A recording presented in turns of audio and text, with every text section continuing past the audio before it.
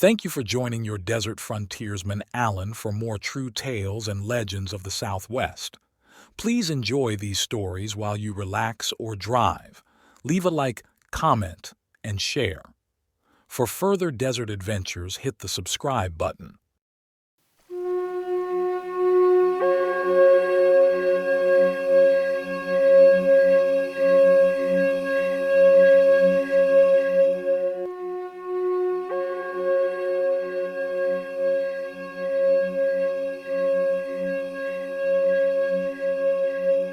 Welcome to the Southwest Desert.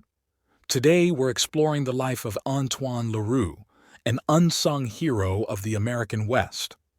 Though less famous today than contemporaries like Kit Carson, Leroux was equally esteemed in his time as a trapper, scout, guide, and Indian fighter. Our story begins on November 3, 1851. A government expedition led by Captain Lorenzo Sitgreaves is camped on Yampai Creek in northwestern Arizona. Their French-Canadian guide, Antoine Leroux, is preparing to scout ahead.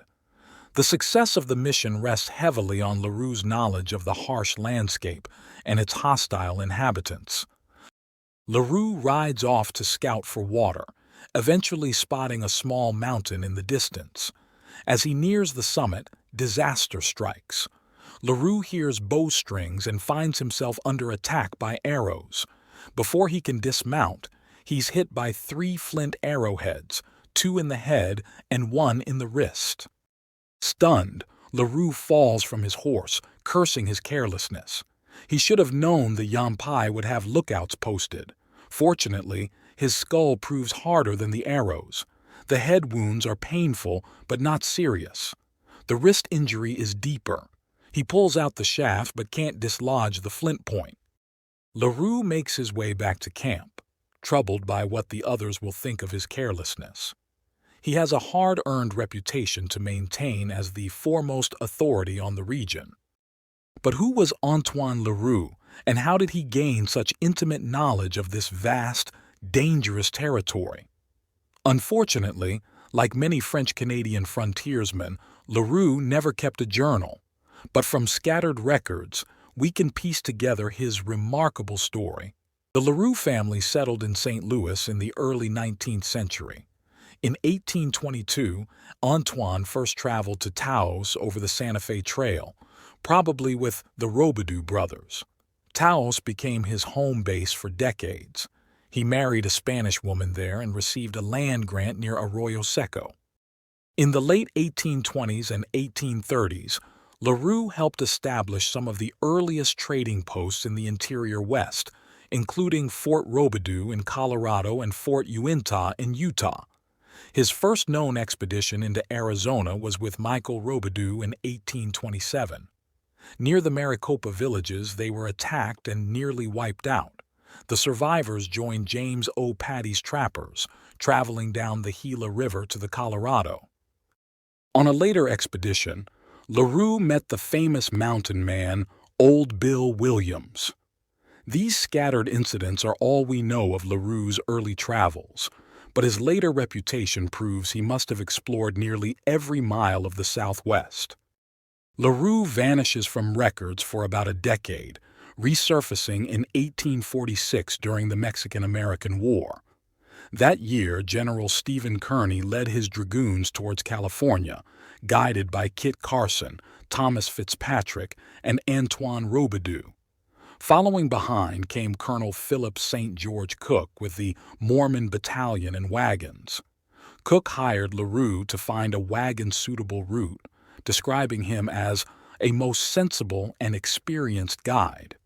Leroux successfully led these wagons where no vehicles had ever traveled before. After the war, Leroux returned to his ranch near Taos. In March 1849, he guided Lieutenant J. H. Whittlesey's expedition against hostile Utes. Later that year, he served as chief scout for Captain Greer's punitive expedition against Apaches, who had massacred whites at Point of Rocks. In 1851, Leroux guided the Sitgreaves expedition we opened with. After his mishap with the Yampai, Leroux's infected wrist troubled him for the rest of the journey. The party traveled to the Mojave villages, then to Camp Yuma, where they were attacked by Native Americans. That they didn't suffer greater losses was largely thanks to Leroux's expertise. 1853 was an especially busy year for Leroux. In May, he met Edward F. Beale on the Santa Fe Trail, agreeing to guide him to California, but illness prevented the journey. Meanwhile, two government railroad survey parties arrived in New Mexico, one under Lieutenant Amiel Whipple, the other led by Lieutenant Beckwith and Captain Gunnison. Whipple initially engaged Leroux, but Gunnison secured his services instead. Gunnison's mission was to explore a potential railroad route from Santa Fe to the Great Basin. Leroux joined in Taos on August 19, 1853. Gunnison quickly appreciated Leroux's expertise. He knew every mountain pass and could describe their suitability for a railroad in advance, saving difficult travel. After mapping the route, Leroux left Gunnison's party to rejoin Whipple in Albuquerque. The artist Heinrich Baldwin Mühlhausen, who accompanied Gunnison, wrote of Leroux, "The confidence which he inspired, a confidence earned by 30 years' toil in primeval wilderness, made us all rejoice at having secured his services." Whipple had assembled an enormous expedition, 114 men, 16 wagons, and 200 mules. They departed on November 7th, following a route that would later approximate the Santa Fe Railroad. Guiding such a large group through nearly waterless deserts placed enormous responsibility on Leroux. The expedition spent Christmas near present-day Winona, Arizona. After abandoning most wagons, they crossed the Colorado at the Mojave villages. According to Leroux, they were the first to pass without a fight. Continuing west, they met Mormons who delivered shocking news. Captain Gunnison and most of his party had been massacred by Native Americans in Utah. In May 1854, returning from Los Angeles, Leroux traveled from the Pima villages to the Little Colorado, discovering famous ruins in Verde Valley. This route was later shown on maps as the Leroux Trail. After these expeditions, the record grows quiet on Leroux's activities. He likely retired to his ranch or home in Taos, but the exact place and date of his death remain unknown. This uncertainty exemplifies the challenge in piecing together Leroux's life story. Despite his significant contributions, he has largely faded from historical memory. During his lifetime, Leroux was considered Kit Carson's equal as a scout. The routes he explored were later used by railroads and highways through New Mexico and Arizona. Yet today, his only monuments are Leroux Wash at Holbrook, Leroux Island in the Little Colorado, and Leroux Springs near Flagstaff, all named by Sitgreaves and Whipple. All who Leroux guided praised his knowledge and abilities, but sadly, none recorded a description of the man himself. It's particularly unfortunate that Leroux left no written account, as he was well educated in French and English. He was even selected as a delegate to the Territorial Convention at Santa Fe in 1851 and frequently consulted by engineers during early railroad surveys. As late as 1868, Leroux's letters describing the Southwest were quoted by authors, but no biographer discovered him in time to preserve his full story. Nearly all that's known of him is contained in the scattered records we've discussed. This represents a significant loss to Western history. Antoine Leroux was one of the most knowledgeable guides of the mid-19th century Southwest. He played a crucial role in multiple important expeditions that helped map and open the region. His familiarity with the landscape, waterways, and native peoples was unparalleled. Leroux's story offers a window into a pivotal period of American expansion. He witnessed the transition of the Southwest from Mexican territory to U.S. control, the decline of the fur trade, and the rise of government-sponsored exploration. His career spanned the evolution from individual trappers to large-scale military and scientific expeditions. Leroux's ability to move between these worlds, from solitary trapping to guiding wagon trains and survey parties, speaks to his adaptability and diverse skills. He possessed not only wilderness survival abilities, but also leadership qualities and the capacity to work within structured military and scientific contexts. Leroux's multicultural background is also noteworthy. As a French-Canadian who married into a Spanish family in New Mexico, he embodied the cultural mixing of the borderlands. His ability to navigate between Anglo-American, Hispanic, and Native American cultures was likely key to his success as a guide. In many ways, Antoine Leroux represents a type of frontiersman critical to westward expansion, but often overshadowed in popular history. While names like Kit Carson achieved lasting fame, equally skilled men like Leroux faded into obscurity. This reflects both the capriciousness of historical memory and the importance of written records in shaping that memory. Leroux's story reminds us that history is full of influential figures whose contributions have been largely forgotten. It prompts us to consider how many other Antoine Leroux's there might be, men and women who played crucial roles in shaping the American West but whose stories have been lost to time. As we conclude our exploration of Antoine Leroux's life, we're left with a mixture of fascination and frustration. Fascination at the glimpses we get of this remarkably skilled frontiersman, frustration at the many gaps in our understanding of his life and character. Leroux's legacy lives on in the geography of the Southwest, in the springs, washes, and trails that bear his name. It lives on in the maps he helped create and the routes he pioneered. But perhaps most importantly, it lives on in our continuing efforts to uncover and understand the complex history of the American frontier. Thank you for joining us for this episode of the Southwest Desert. We hope you've enjoyed this journey into the life of Antoine Leroux, and we look forward to bringing you more stories of the unsung heroes of the Southwest in future episodes.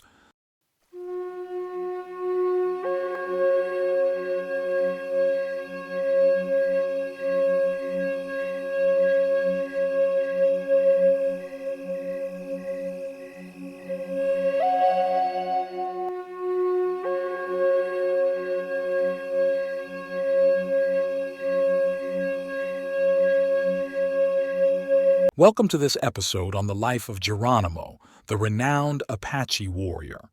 Today, we'll delve into the compelling story of this iconic figure, tracing his journey from a young Apache boy to a feared war chief, and finally, to his surrender. Let's begin our exploration of Geronimo's remarkable life. Please forgive any mispronunciations in this video.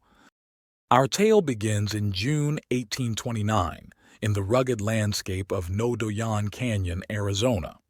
Here, a child was born into the Baden-Kobe band of Apache, a group that called the Gila River region home.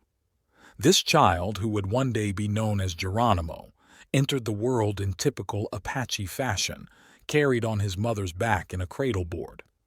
As a youngster, Geronimo's life mirrored that of other Apache children. His mother, a keeper of tribal wisdom, shared with him the rich tapestry of Apache legends and instilled in him the importance of seeking guidance from the Great Spirit. As he grew, Geronimo took on increasingly important roles within his community. He learned to till the soil for winter crops and participated in the crucial harvest that would sustain the tribe through leaner times. One task that particularly captured young Geronimo's interest was the preparation of wild tobacco.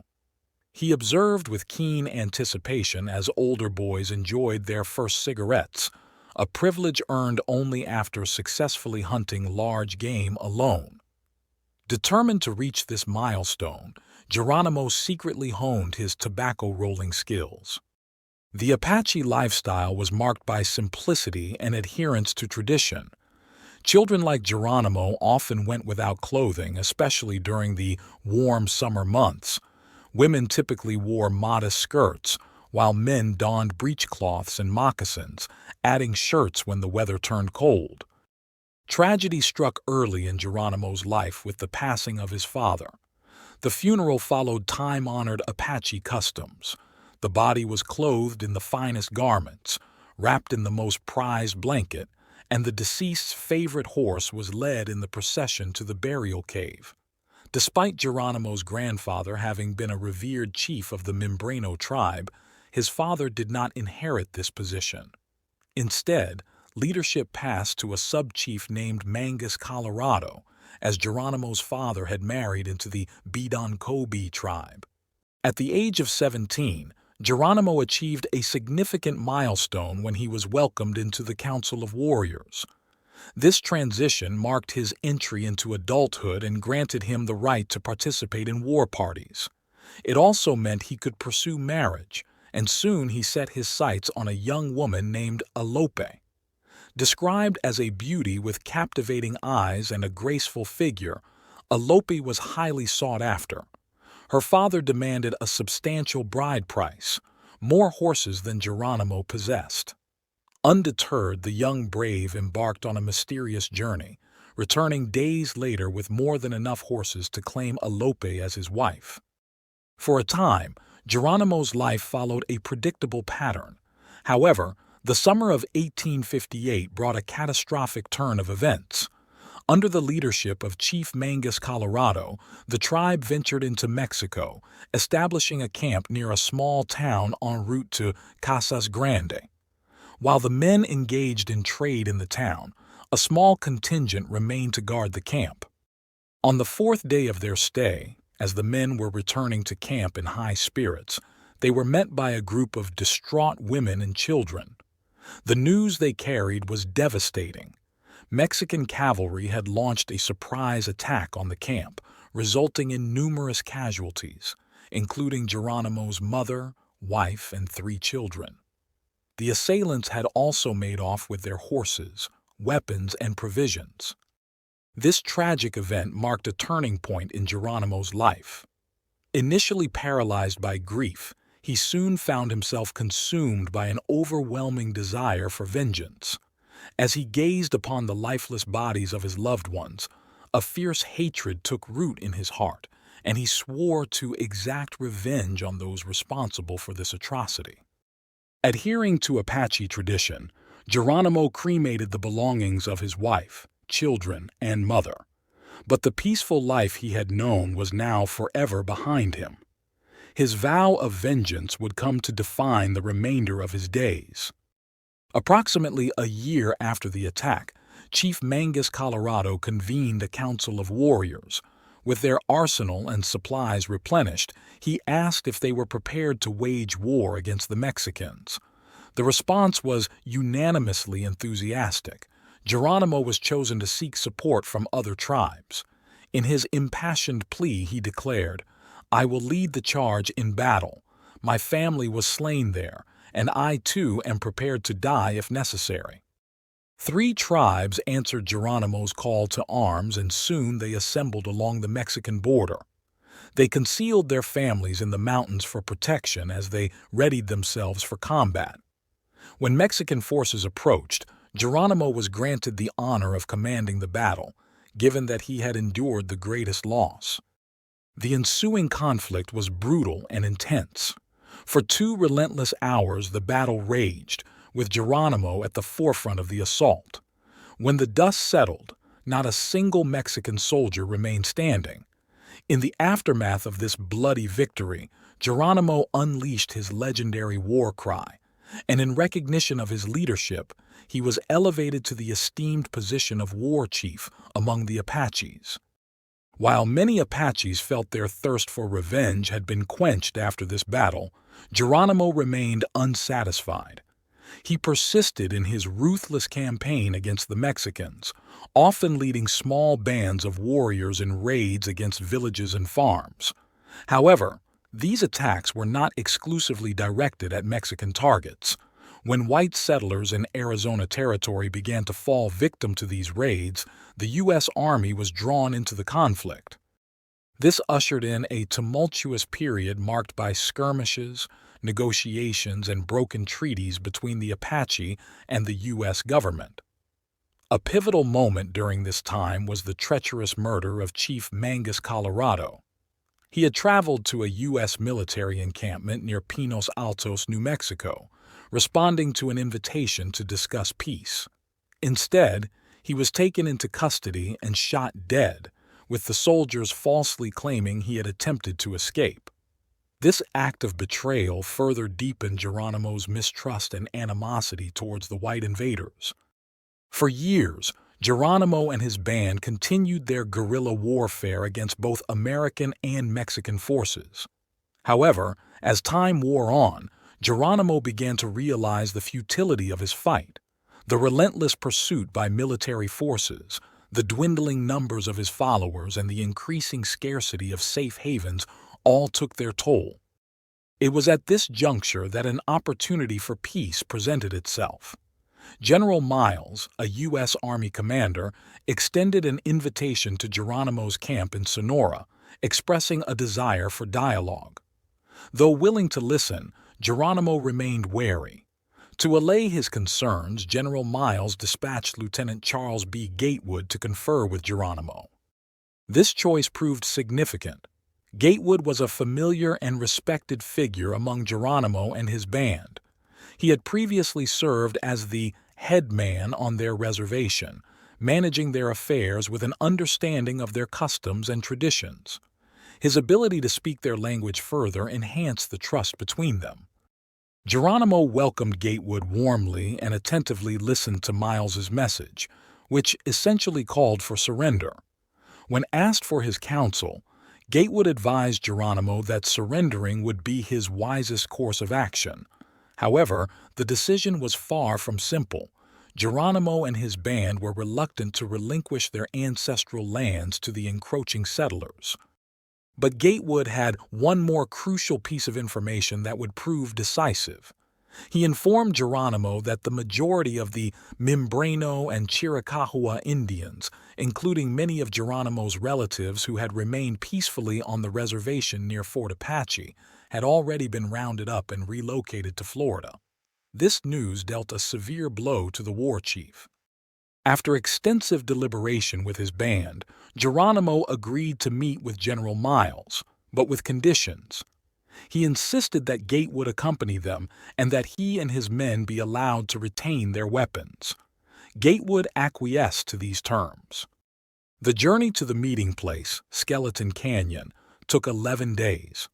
Upon arrival, General Miles greeted Geronimo with promises of a brighter future. He stated, "Geronimo, if you accept this treaty, all will be well. I will provide you with a house, cattle, horses, and farming equipment. During the winter months, I will supply you with blankets and clothing to protect you from the cold." To symbolize the enduring nature of the agreement, a large stone was placed on a blanket before them. General Miles proclaimed, "This treaty shall last as long as it takes for this stone to turn to dust." He then cleared a patch of ground, declaring, "Your past actions shall be erased like this, and you will embark on a new life." With this accord, Geronimo's long-standing war came to an end. The once fierce warrior, who had instilled fear in the hearts of settlers and soldiers alike, silently nodded his assent.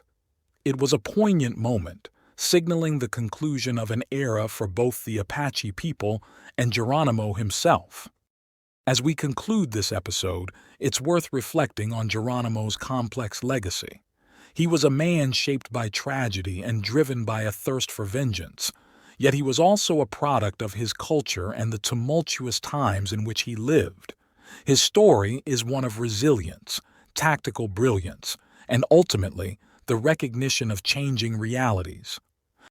He was a husband and a father, a spiritual leader for his people, and ultimately a man who had to make difficult decisions for the survival of his band. His final surrender was not just a personal defeat, but a recognition of the changing world around him and the need to secure a future for his people, even if it meant the end of their traditional way of life. Thank you for joining us on this journey through the life of Geronimo. We hope this episode of the Southwest Desert has provided insight into this complex historical figure and the turbulent times in which he lived.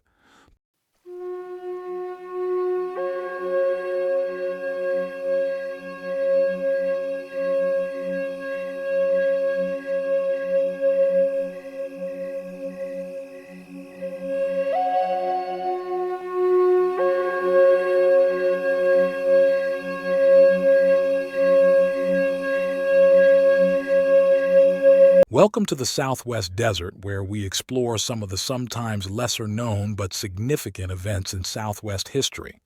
Today, we're delving into one of the darkest chapters of the American Southwest, the Camp Grant Massacre of 1871. Our story takes place in the Arizona Territory, a land that had recently been acquired from Mexico. It's a tale of misunderstanding, prejudice, and ultimately, tragedy. At the center of this story are the Arribapa Apache. The Arribapa were known as one of the most peaceful Apache groups. Unlike their northern neighbors, the Pinal Apache, who often raided Mexican settlements, the Arribapa were content with farming and hunting. They lived along the Little Running Water, now known as Arribapa Creek, where they cultivated crops and lived in relative harmony with the land. Our story begins just before the arrival of white settlers in the area. It was during the time when the saguaro fruit was ripening, a significant season for the Apache. 3 Arribapa women were gathering willow for baskets in the river bottoms when they encountered a group of Mexicans from Janos, Sonora. These Mexicans were on a mission. They were searching for a band of Apaches who had killed 7 of their men and stolen a girl named La Nina Inez in La Canada Coscospera. Fearing that their own people might be blamed, the Arribapa women tried to guide the Mexicans away from their camps and towards the Santa Catalina Mountains. However, their plan backfired. The Mexicans somehow discovered that the women had deceived them. In a brutal act of retaliation, they killed the women, leaving their bodies in the chaparral. When the women didn't return, the natives knew something was wrong. A man named Gachla went searching and found 2 of the women dead. The third lived just long enough to tell the story before she, too, passed away. Gachla buried the women, marking their graves with piles of stones. This incident sparked a heated debate among the Arribapa. The old chief, Santo, wanted immediate revenge, but a younger leader, Hashkibanzin, whose name meant angry men stand in line for him, and who would later be known to the white settlers as Escaminzin, advocated for a different approach. He suggested they leave their homes by the Little Running Water and move to the Santa Teresa Mountains, from where they could plan their revenge. Sadly, they left their ripening crops behind, trekking eastward through Arribapa Canyon to the Santa Teresa Mountains. Little did they know that this decision would set in motion a chain of events leading to tragedy. Soon after their departure, white soldiers arrived in the area. News reached the Arribapa in their mountain refuge that the white chief, or Nantan, wanted to hold a peace council near the present-day Loma Vista Ranch by the Canada del Oro. Hashkibanzin convinced the reluctant old chief Santo to attend this council. The white Nantan explained that they had taken the land from the Mexicans and planned to build a fort in Apache territory to stop the cycle of violence. Hashkibanzin agreed to this, on the condition that the white settlers would protect the Arribapa from attacks by Papago, Apache Manso, and Mexicans from Tucson. This council likely took place around 1855. 2 years later, Fort Breckenridge was built at the junction of Arribapa Creek and the San Pedro River. This fort, later renamed Old Camp Grant, would play a significant role in the events to come. The next 16 years were far from peaceful for the Arribapa. The fort brought new problems: whiskey and unscrupulous settlers who hunted Native Americans for sport. Between 1857 and 1870, at least 50 Arribapa men, women and children were killed by miners, adventurers, and soldiers, often for no reason other than their race. The situation became so dire that Santo and Hashkibanzin stopped their people from returning to the little running water to plant crops. For years, they lived like hunted animals in the Santa Teresa and Galiuro ranges. Some young men, against Hashkibanzin's wishes, even joined the penal Apache on raids to avoid starvation. In 1870, a new white Nanton arrived at Camp Grant, Captain Royal E. Whitman of the 3rd U.S. Cavalry. Whitman was different from his predecessors. After 6 months of quiet investigation, he had become sympathetic to the Aribapa's plight. He understood that these peaceful Apache were being pushed into hostility by forces in Tucson who wanted their fertile lands and mineral-rich deposits. Whitman dreamed of finding allies among the civil and military authorities to help pacify the Aribapa and protect them. He wanted the band to return to their homes by the little running water. 4 months after Whitman's arrival, the Aribapa sent 5 old women, including Hashkibanzin's mother, to Camp Grant to ask for peace. Whitman treated them kindly and arranged a council with the chiefs. At this council, Santo, Hashkibanzin, and the sub-chiefs agreed to surrender their weapons and place themselves under Whitman's protection. Hashkibanzin, in a symbolic gesture, placed a large rock before Whitman, saying, "We have faith in you. You have spoken to us like men and not dogs. I shall bring my people to you, and so long as this stone shall last, the Aribapa Apache will keep peace with the Americans." Over the next few days, more than 500 Aribapa came down from the mountains. They surrendered their weapons, registered their names, and returned to their old homes by the little running water. For 2 months, peace reigned. They worked hard and their crops began to grow. Whitman, pleased with their progress, decided to organize a fiesta and barbecue for May 1, 1871. However, dark clouds were gathering. Hashkibanzin learned from Maria Gilda Grijalva, Whitman's interpreter, that some penal Apache passing through the Aribapa camp had recently raided and killed an American near Mission San Xavier. Despite this troubling news, the young Aribapa began to dance on the flat by the little running water. As night fell, the voices of singers echoed through the canyon, and fires blazed. Hashkibanzin, uneasy about the news from Santa Cruz, tried to make the watchers return to their camps on the high bluffs and stay alert. But feeling protected by Whitman and the nearby fort, they paid no heed. As dawn broke on April 30, 1871, the dancers lay sleeping on the ground, men on one side and women on the other, as was their custom. The fires had died down, and a deathly silence hung over the camp. From the east came the first light, and with it, danger. The Saikin, or Sandhouse people, known to the Americans as the Papago, crept silently through the shadows. They surrounded the sleeping Aribapa and, at a signal, attacked with mesquite war clubs. The peaceful morning erupted into chaos and screams. Hashkibanzin, roused from sleep, ran towards the dance ground, calling for his warriors to fight. But before he could rally a defense, a Papago club crushed his skull and he fell among the bodies of his people. The attackers didn't stop at the dance ground.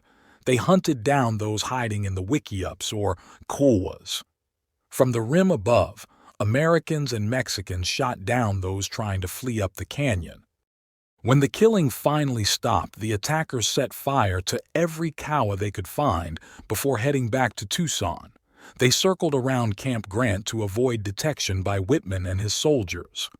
In their wake, they left devastation and took 29 Aribapa children into captivity. As the buzzards began to circle, something stirred under the pile of bodies. Hashkibanzin, miraculously alive, pulled himself free. Dazed and bloodied, he staggered across the dance ground to his kawa under the cottonwoods. There he found the bodies of his 2 young wives and their 5 children. But then, from under a bundle of grass, he heard a whimper. Bending down, he discovered his only surviving child, the infant cheetah. With the baby in his arms, Hashkibanzin made his way to a high point overlooking the canyon. Looking down on the scene of the massacre, the last chief of the Aribahpa breathed a curse of vengeance against all white men. When news of the massacre reached Captain Whitman, he immediately went to the scene. There, he found and buried the bodies of 118 Aribahpa Apache, most of them on the dance ground. Of the dead, only 6 were men. The rest were women and children.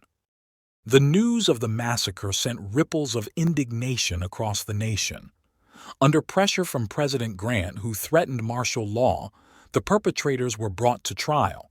William S. Urey, Sidney DeLong, Jose Juan Elias, and about 100 Americans, Mexicans, and Papago stood trial in the federal court in Tucson. However, justice was not to be served.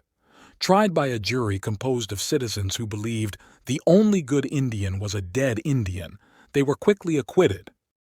The victims of the massacre paid the ultimate price, but the repercussions extended beyond their deaths. Captain Whitman, despite his efforts to protect the Aribahpa, was defamed as a drunkard and grafter by local citizens until he was removed from his command. Hashkibanzin, the chief who had never truly wanted to fight the Americans, was continually harassed by both civil and military authorities until his death at Old San Carlos in 1896. Some of the perpetrators, however, did face a different kind of justice. It's said that some of the white men who participated in the massacre were haunted to their dying day by the screams of the Aribahpa women and children. Sidney DeLong, in his later years, admitted that the only thing he ever regretted in his life was his part in the Camp Grant Massacre. Today, the once lush and fertile land where the Aribahpa Apache lived happily is a brown and desiccated landscape. The little running water no longer runs, and failed ranch houses stand as silent witnesses to those who tried and failed to cultivate this blood-soaked ground. On a small mesa above these fields, piles of stones mark the graves of the Aribahpa. Some say the land is cursed, forever haunted by the ghosts of those who died in the massacre of the Little Running Water. The Camp Grant Massacre stands as a stark reminder of one of the darkest chapters in American history. It's a tale of misunderstanding, fear, and the tragic consequences of unchecked prejudice and violence. As we reflect on this history, we're reminded of the importance of understanding, empathy, and the constant vigilance required to prevent such atrocities from happening again. Thank you for joining us on this journey through Southwest desert history. Until next time.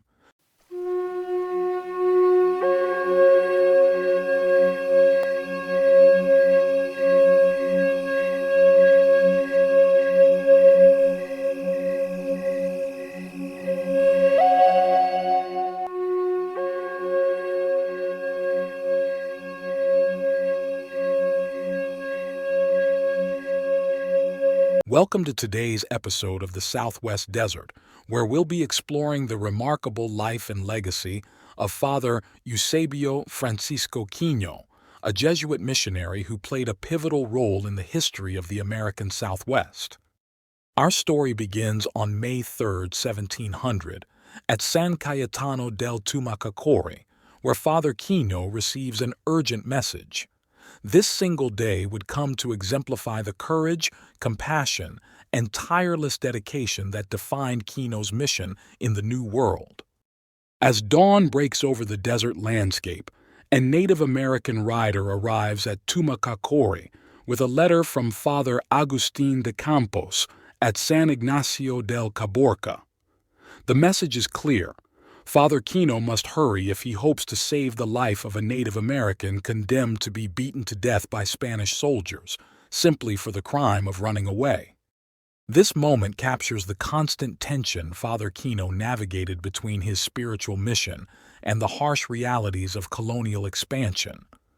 While the Spanish soldiers saw their role as keeping the native population submissive, Kino viewed the indigenous people as fellow human beings worthy of dignity, education, and salvation.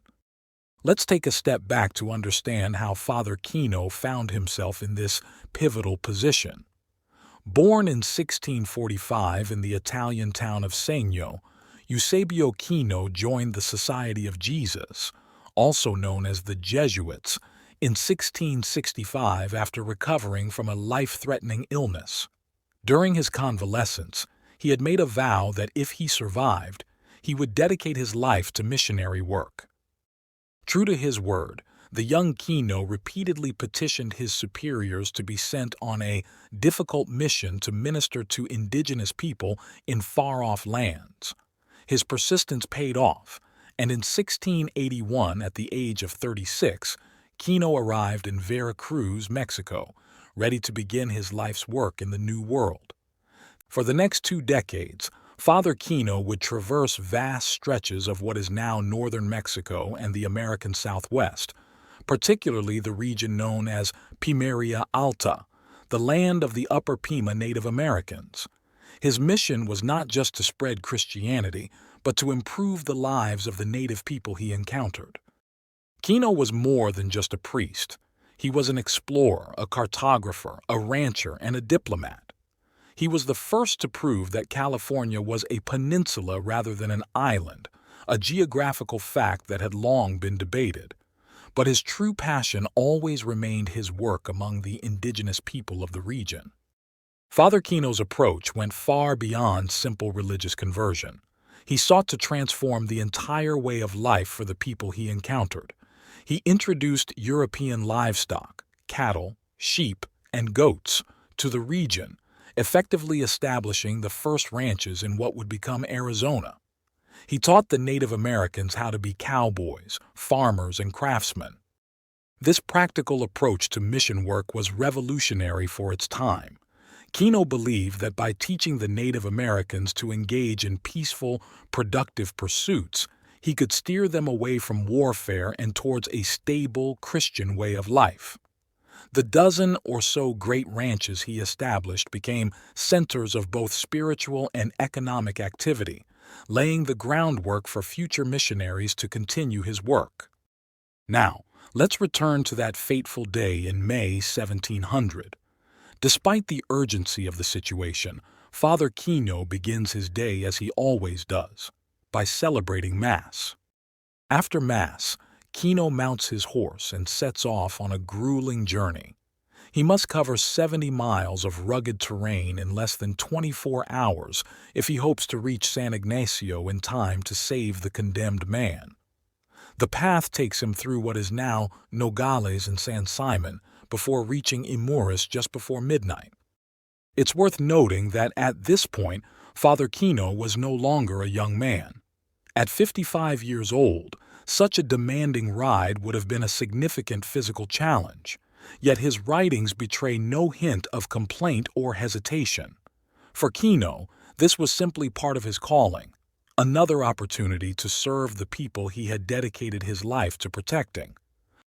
In the early hours of May 4th, Father Kino arrives at San Ignacio, where he immediately says Mass before turning his attention to the urgent matter at hand. Together with Father Campos, he goes to plead with the military authorities for the life of the condemned Native American. This interaction showcases another of Kino's remarkable skills, his ability to navigate the complex political landscape of colonial New Spain. Though he often found himself at odds with the military authorities, Kino knew how to speak their language and appeal to their sensibilities. In his plea for the Native American's life, Kino employs a mix of moral and practical arguments. He points out that beating a man to death for running away is not only cruel but counterproductive. Such brutality, he argues, would only breed resentment among the native population, ultimately undermining Spain's authority in the region. Justice tempered with mercy, Kino contends, would prove far more effective in maintaining order. Kino's eloquence and reasoning prevail. The military authorities agreed to release the Native American, a victory not just for one man's life, but for the broader principle of humane treatment that Kino championed throughout his career. This incident was not an isolated event in Kino's ministry. Throughout his time in the New World, he frequently found himself interceding on behalf of the indigenous people against the harsh treatment of Spanish authorities. His compassion and sense of justice earned him the trust and respect of many native communities, allowing him to make inroads where other missionaries had failed. One particularly poignant example of this occurred in 1695, when Father Francisco Xavier Saita was killed by a band of Pima Native Americans. The Spanish response was swift and brutal, resulting in the deaths of over 50 Native Americans, most of whom, according to Kino, were innocent of any involvement in Saita's death. This indiscriminate retaliation threatened to undo years of Kino's patient work among the Pima. Yet even in this dire situation, Kino's diplomatic skills and commitment to justice shone through. He worked tirelessly to ensure that only those directly responsible for Saita's death were punished, and even then, he advocated for mercy. In a remarkable turn of events, the Native Americans who had participated in Saita's murder were ultimately pardoned after being prepared for death and given the last rites of the church. This blend of justice and mercy, so characteristic of Kino's approach, helped to repair relations between the Spanish and the Pima, allowing his missionary work to continue. As we reflect on Father Kino's life and work, it's important to understand the broader historical context in which he operated. The late 17th and early 18th centuries were a time of significant expansion and conflict in the Americas. European powers were vying for control of vast territories, often with little regard for the indigenous populations who had called these lands home for millennia. In this tumultuous environment, figures like Father Kino played a complex and sometimes contradictory role. On one hand, they were agents of European colonization, bringing with them a religion and way of life that was foreign to the native inhabitants. On the other hand, many missionaries like Kino genuinely cared for the welfare of the indigenous people and often served as their advocates against the worst excesses of colonial rule. Kino's legacy in the Southwest is profound and enduring. The missions he established became the seeds from which many modern communities grew. His introduction of European livestock and farming techniques transformed the economy of the region. Even today, centuries later, the remains of some of the churches he built still stand as testament to his influence. Perhaps most importantly, Kino's detailed writings and maps provided invaluable information about a part of North America that was largely unknown to Europeans at the time. His observations on the geography, climate, and native peoples of the region continue to be an important resource for historians and anthropologists. But beyond these tangible achievements, it's the spirit of Father Kino's work that truly sets him apart. In an era often marked by cruelty and exploitation, Kino consistently chose the path of compassion and respect. He saw the humanity in the people he encountered, recognizing their dignity and potential at a time when many of his contemporaries viewed them as little more than savages to be conquered or souls to be saved. This is not to say that Kino was perfect or that his actions were always beneficial from our modern perspective. Like all historical figures, he was a product of his time, and his mission was ultimately part of a larger process of colonization that had devastating consequences for many indigenous communities. However, within the context of his era, Kino stands out as a voice for justice and human dignity. His tireless efforts to protect the Native Americans from exploitation, his commitment to education and economic development, and his respect for indigenous cultures set him apart from many of his contemporaries. As our story draws to a close, let's return one final time to that May Day in 1700. After successfully intervening to save the life of the condemned Native American, Father Kino doesn't rest on his laurels. Instead, he continues on his planned journey to Dolores, arriving there on May 6th. For Kino, saving a man's life was simply part of the day's work, an extraordinary act that he treated as ordinary. His life reminds us of the power of perseverance in the face of adversity, the importance of bridging cultural divides, and the profound impact that one dedicated individual can have on the lives of many. While we may not agree with all aspects of his mission, we can certainly admire his courage, his compassion, and his unwavering commitment to improving the lives of those he served. Father Eusebio Francisco Kino, priest, explorer, diplomat, and humanitarian. His story is a testament to the complex tapestry of history, where great achievements often come hand in hand with profound challenges. As we look back on his life from our vantage point in the 21st century, we can appreciate the indelible mark he left on the landscape, the people, and the very soul of the American Southwest. Thank you for joining us on this journey through time. Until next time, may we all strive to face our own challenges with the same courage and compassion that Father Kino displayed on that dusty trail so many years ago.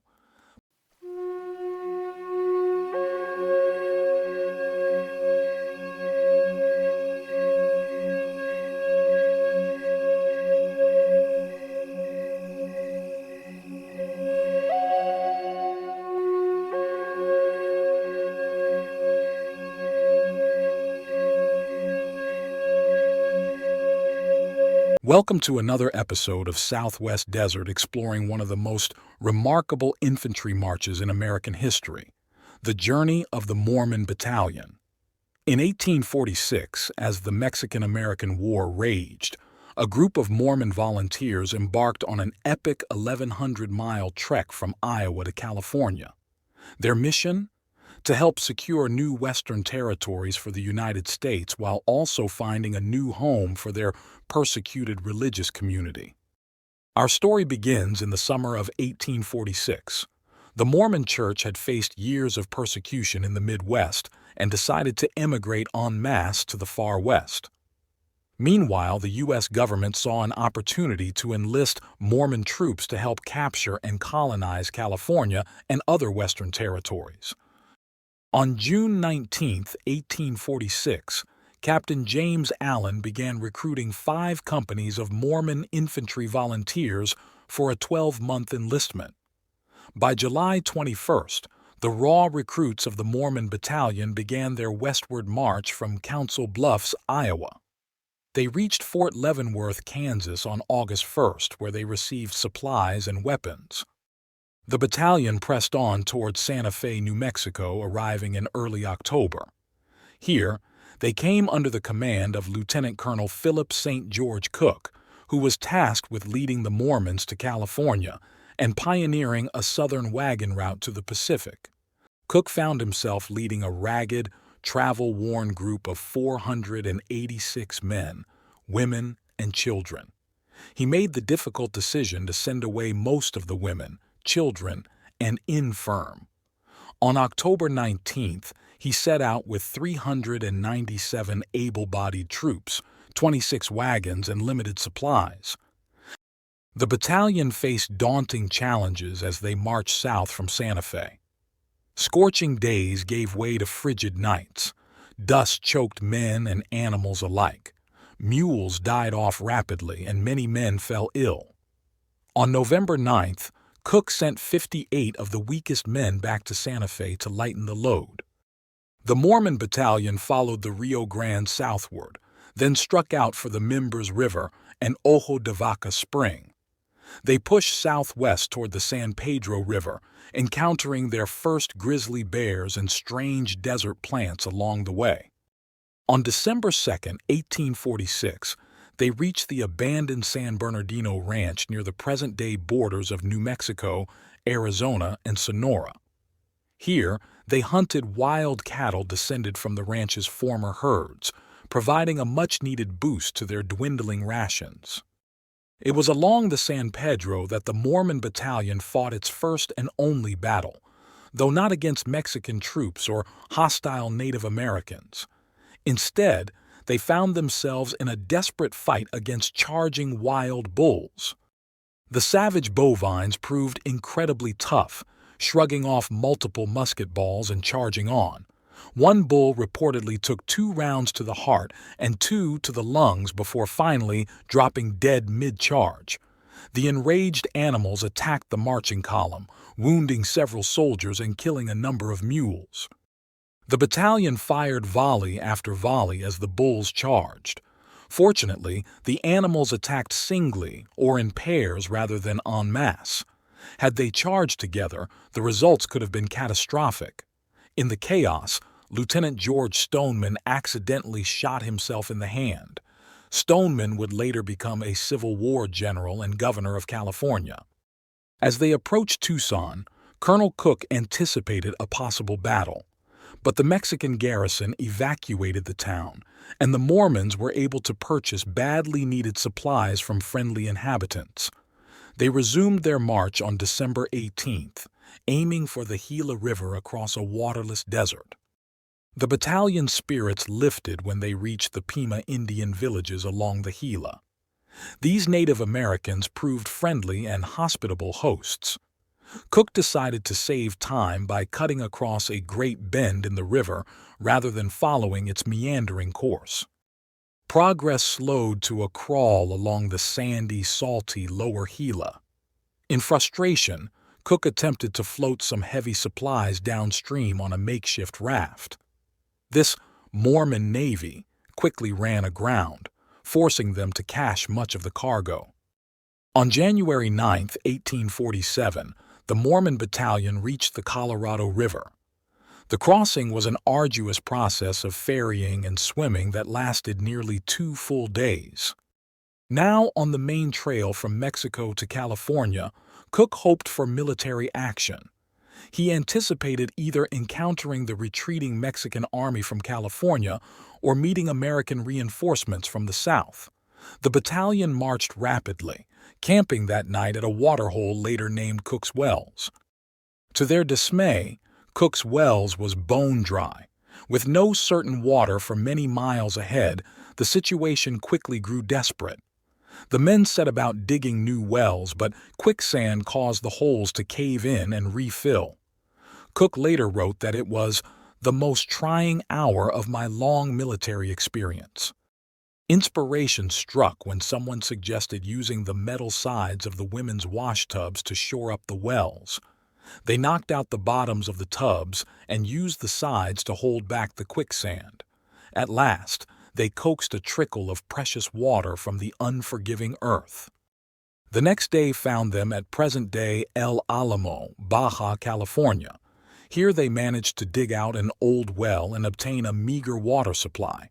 Pushing northwest, they received word of the Battle of San Pasqual while camped at Pozo Hondo in what is now California's Imperial County. But there was no time to dwell on the news. At Pozo Hondo, there was barely enough water for the men. The animals went thirsty once again. This marked the low point of the entire expedition. Every man was nearly at the end of his strength as they struggled through the night. The final leg of the journey proved the most grueling. Water was scarce, and the men were at the end of their strength. Many marched barefoot or with bleeding feet wrapped in scraps of cloth.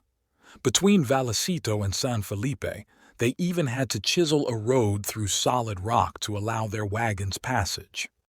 On January 21, 1847, the battered Mormon Battalion at last reached Warner's Ranch in California.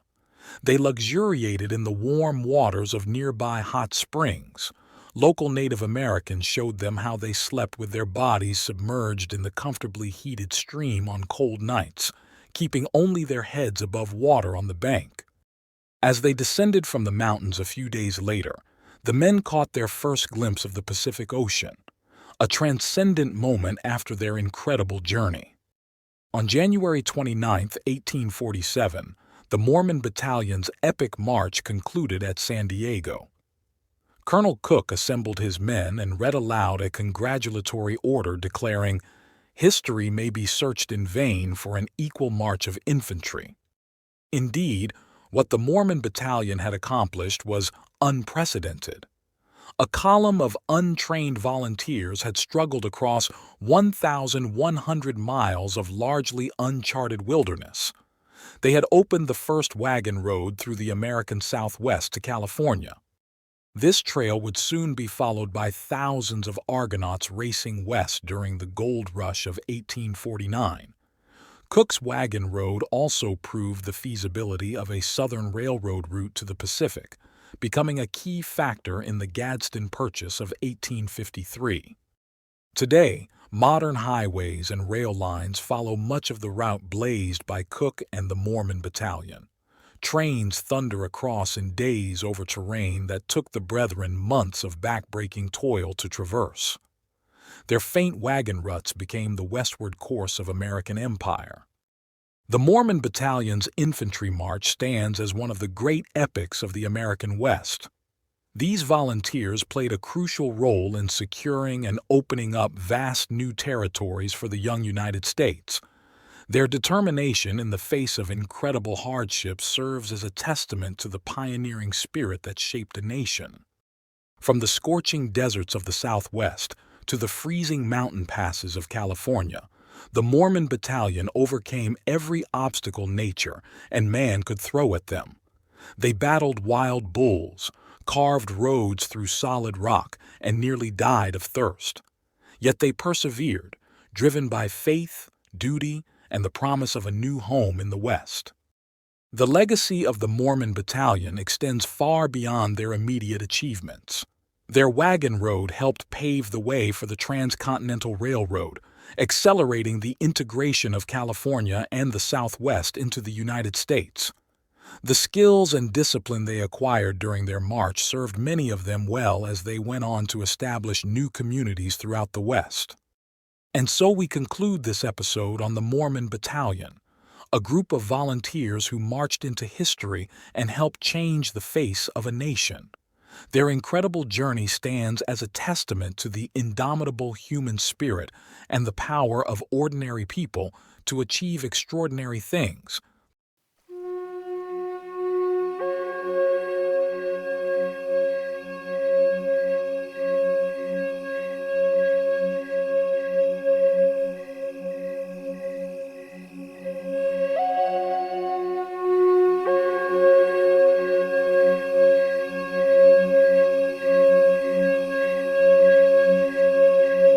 I hope you enjoyed these Southwest tales. Please leave a like, comment, and share. For further desert romps, hit the subscribe button. Happy trails!